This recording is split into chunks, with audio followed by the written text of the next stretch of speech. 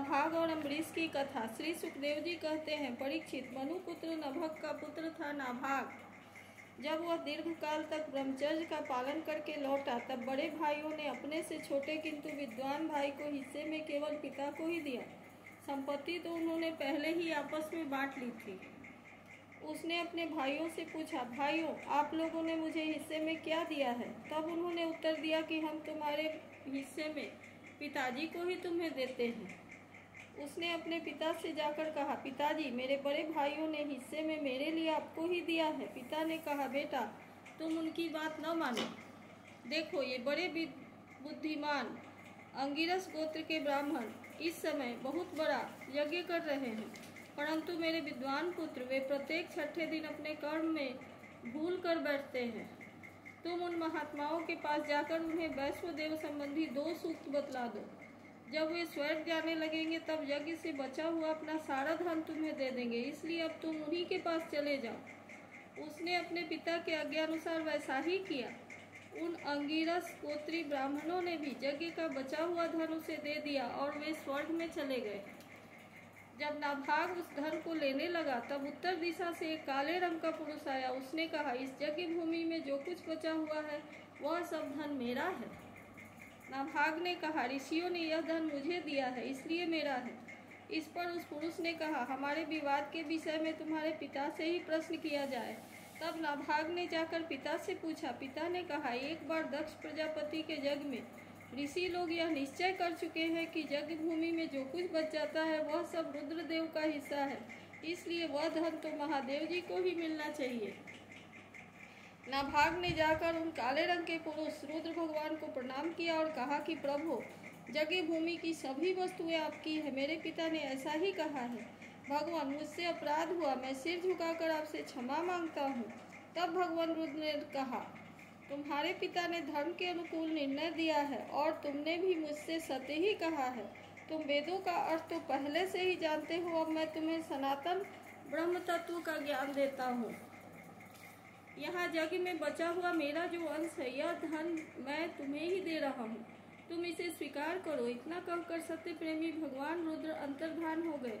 जो मनुष्य प्रातः और सायंकाल एकाग्रचित्त से इत आख्यान का स्मरण करता है वह प्रतिभाशाली एवं वेदज्ञ तो होता ही है, साथ ही अपने स्वरूप को भी जान लेता है। नाभाग के पुत्र हुए अम्बरीश। वे भगवान के बड़े प्रेमी एवं उदार धर्मात्मा थे। जो ब्रह्म शाप कभी नहीं रोका जा सकता, वह अम्बरीश का स्पर्श न कर सका। राजा परीक्षित ने पूछा, भगवान, मैं परम ज्ञानी राजर्षि अम्बरीश का चरित्र सुनना चाहता हूँ। ब्राह्मण ने क्रोधित होकर उन्हें ऐसा दंड दिया कि जो किसी प्रकार टाला नहीं जा सकता, परंतु वह भी उनका कुछ न बिगाड़ सका। श्री सुखदेव जी ने कहा, परीक्षित, अम्बरीश बड़े भाग्यवान थे। पृथ्वी के 7 द्वीप, अचल संपत्ति और अतुलनीय ऐश्वर्य उनको प्राप्त था।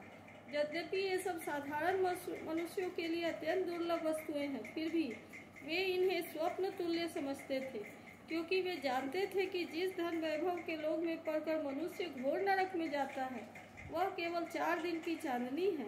उसका दीपक तो बुझा बुझाया है। भगवान श्री कृष्ण में और उनके प्रेमी साधुओं में उनका परम प्रेम था। उस प्रेम के प्राप्त हो जाने पर तो यह सारा विश्व और इसकी समस्त संपत्तियां मिट्टी के ढेले के समान जान पड़ती हैं। उन्होंने अपने मन को श्री कृष्ण चंद्र के चरणार बिंदु जुगल में, वाणी को भगवत गुणानुवर्णन में, हाथों को श्री हरि मंदिर के मार्जन सेचन में और अपने कानों को भगवान अच्युत की मंगलमयी कथा के श्रवण में लगा रखा था। उन्होंने अपने नेत्र मुकुंद मूर्ति और मंदिरों में दर्शनों में, अंग संग भगवत भक्तों के शरीर स्पर्श में, नासिका उनके चरण कमलों पर चढ़ी श्रीमती तुलसी के दिव्य गंध में और रसना जिह्वा को भगवान के प्रति अर्पित नैवेद्य प्रसाद में संलग्न कर दिया था। अम्बरीश के पैर भगवान के क्षेत्र आदि के पैदल यात्रा करने में ही लगे रहते और वे सिर से भगवान श्री कृष्ण के चरण कमलों की वंदना किया करते।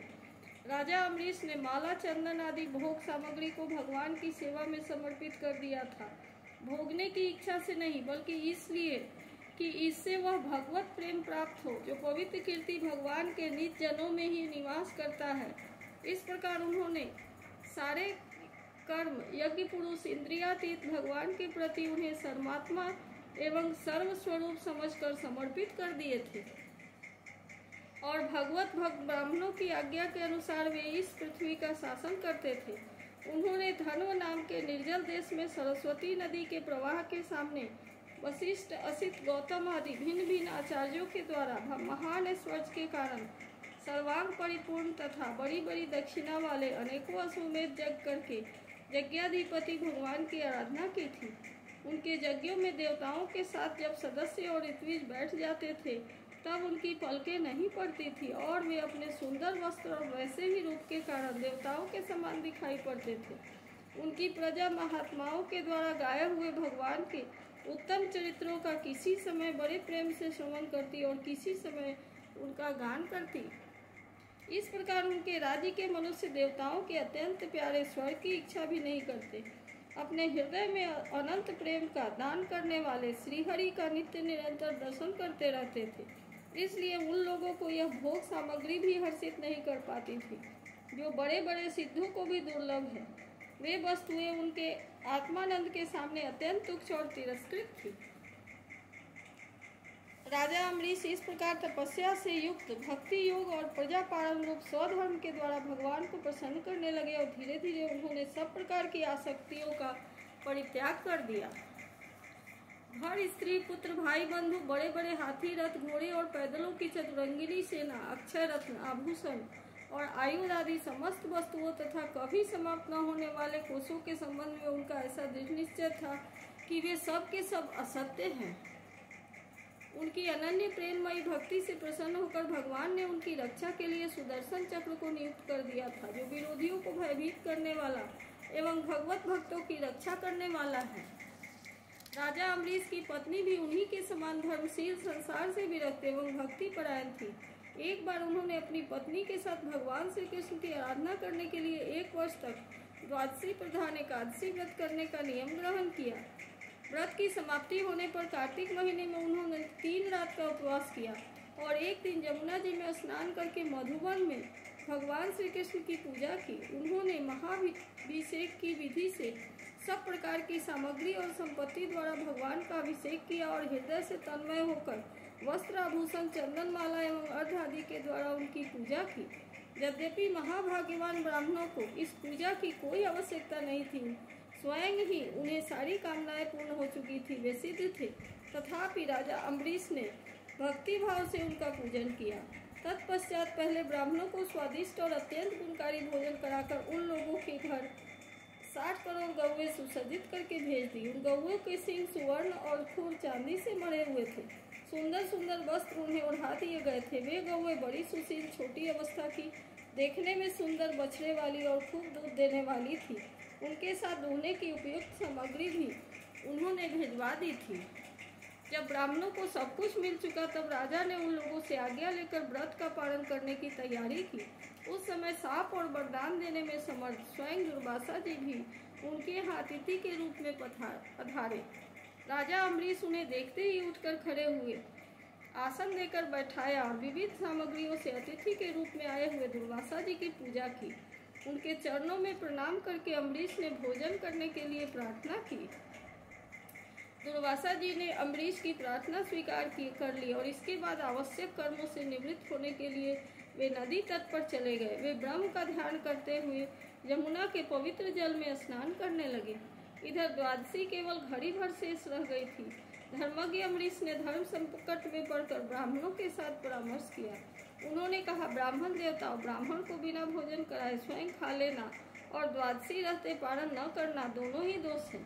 इसलिए इस समय जैसा करने में मेरी भलाई हो और मुझे पाप न लगे ऐसा काम करना चाहिए।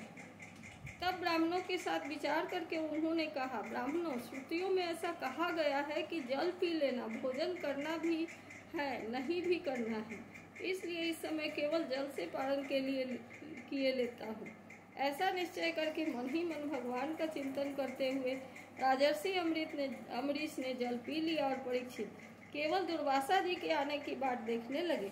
दुर्वासा जी आवश्यक कर्मों से निवृत्त होकर यमुना तट से लौट आए।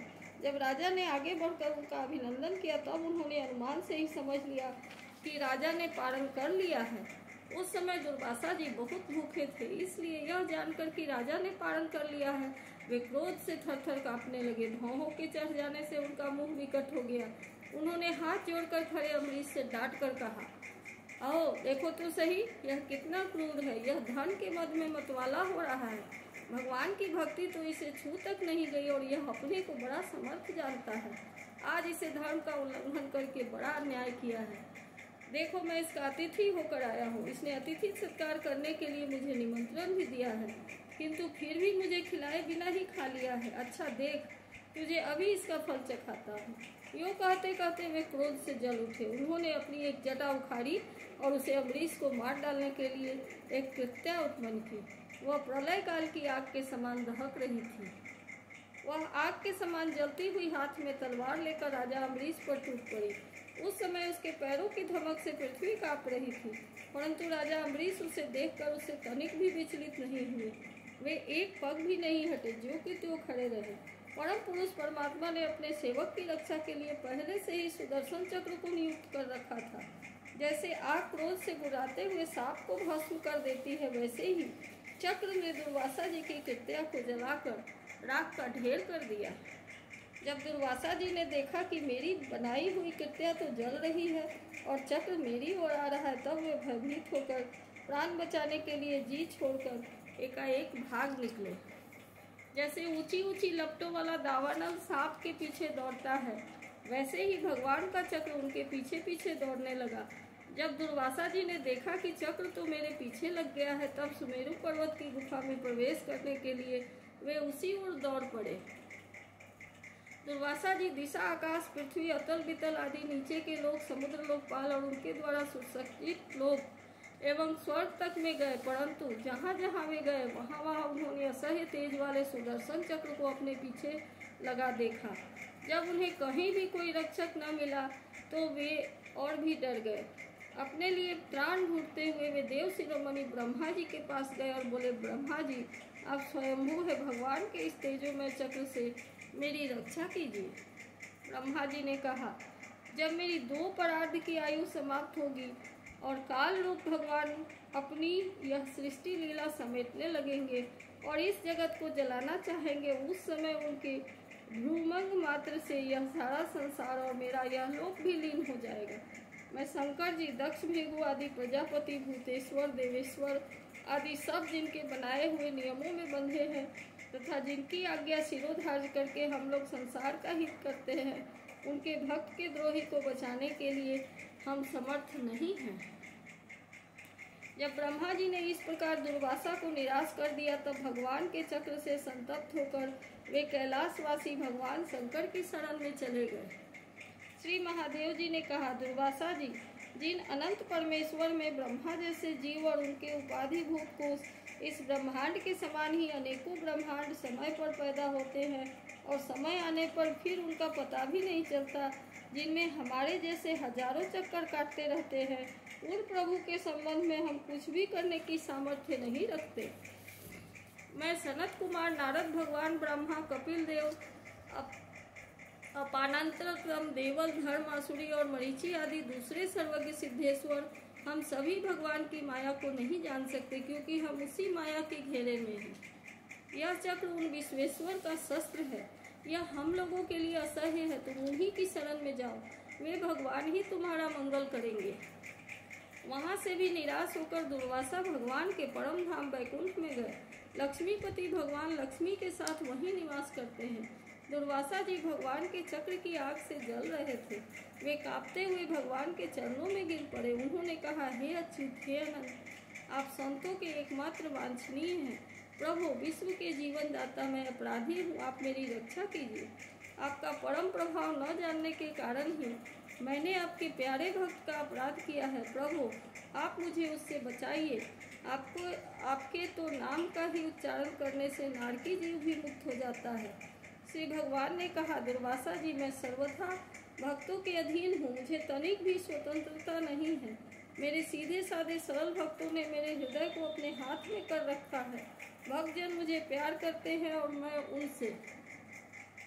ब्राह्मण अपने भक्तों को एकमात्र आश्रय मैं ही हूँ, इसलिए अपने साधु स्वभाव भक्तों को छोड़कर मैं न तो अपने आप को चाहता हूँ न अपनी अर्धांगिनी विनाश रहित लक्ष्मी को। जो भक्त स्त्री पुरुष गृह गुरुजन प्राण धन इहलोक और परलोक सबको छोड़कर केवल मेरी शरण में आ गए हैं, उन्हें छोड़ने का संकल्प भी मैं कैसे कर सकता हूँ।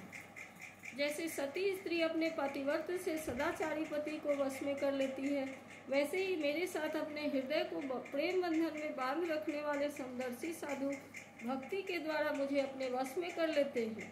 मेरे अनन्य प्रेमी भक्त सेवा से ही अपने को परिपूर्ण कृतकृत मानते हैं। मेरी सेवा के फलस्वरूप जब उन्हें सालोक्य सारूप्य आदि मुक्तियाँ प्राप्त होती है, तब उन्हें भी स्वीकार करना नहीं चाहते। फिर समय के फेर से नष्ट हो जाने वाली वस्तुओं की तो बात ही क्या है। दुर्वासा जी, मैं आपसे और क्या कहूँ। मेरे प्रेमी भक्त तो मेरे हृदय हैं और उन प्रेमी भक्तों का हृदय स्वयं मैं हूँ। वे मेरे अतिरिक्त और कुछ नहीं चाहते तथा मैं उनके अतिरिक्त और कुछ नहीं चाहता। दुर्वासा जी सुनिए, मैं आपको एक उपाय बताता हूँ जिसका अनिष्ट करने से आपको इस विपत्ति में पड़ना पड़ा है। आप उसी के पास जाइए। निरपराध साधुओं को अनिष्ट की चेष्टा से अनिष्ट करने वाले का ही अमंगल होता है। इसमें संदेह नहीं कि ब्राह्मणों के लिए तपस्या और विद्या परम कल्याण के साधन है, परंतु यदि ब्राह्मण उदंड और अन्यायी हो जाए तो वे दोनों ही उल्टा फल देने लगते हैं। दुर्वासा जी, आपका कल्याण हो। आप नाभाग नंदन परम भाग्यशाली राजा अम्बरीश के पास जाइए और उनसे क्षमा मांगिए, तब आपको शांति मिलेगी। इति श्रीमद्भागवत महापुराणे पारमहंस्या संहितायां नवम स्कंधे अम्बरीश चरिते चतुर्थोऽध्यायः।